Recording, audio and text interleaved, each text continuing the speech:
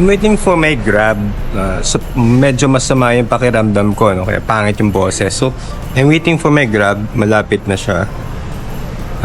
Going to Makati. May errand na nagagawin. So, I need to be at the client's office by 12 noon. So, andito na ata yung Grab ko.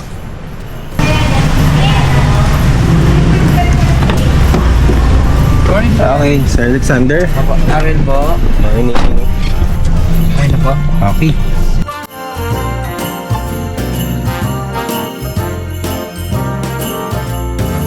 Okay, on my way to the office ng client. So, yung boss ko, tinawagan ako ng 10:30. Ngayon, mag-11:30 na. Kailangan ko raw, nasa client ako ng before 12.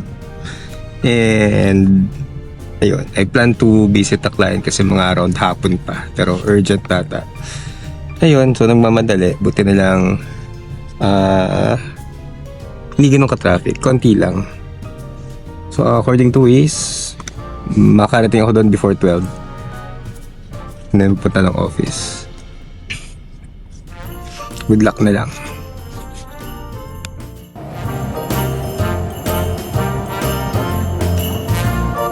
Okay, duty 1 is complete.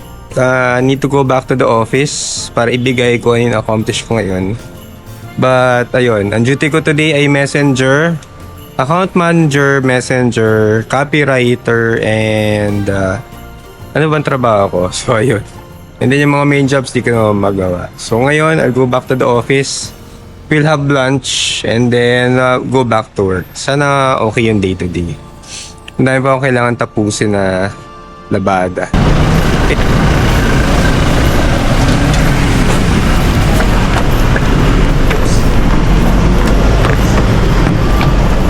Okay. Sir, Jerome.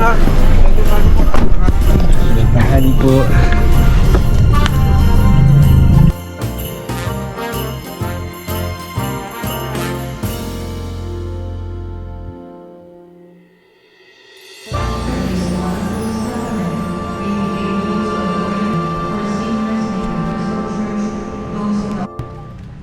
It's Christmas, time for giving. Ito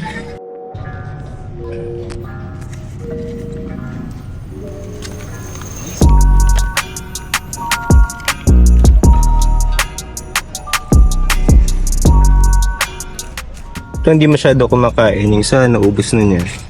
So steady lang. Hindi talaga siya kumakain eh. Okay, so that's Project Stormy. We fed 3 cats today.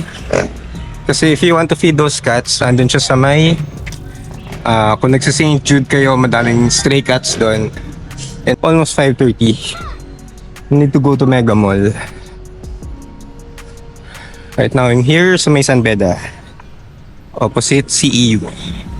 Nung college ako, ano pa lang exclusive for boys lang yung San Beda. Kaya hindi ako keen to study here before. So gusto ko co-ed. I remember yung exam ko, basta sagot lang ako ng sagot. Nag-exam ako sa CEU. Wala naman intention pumasok sa CEU nun. Nag-exam na lang din ako doon.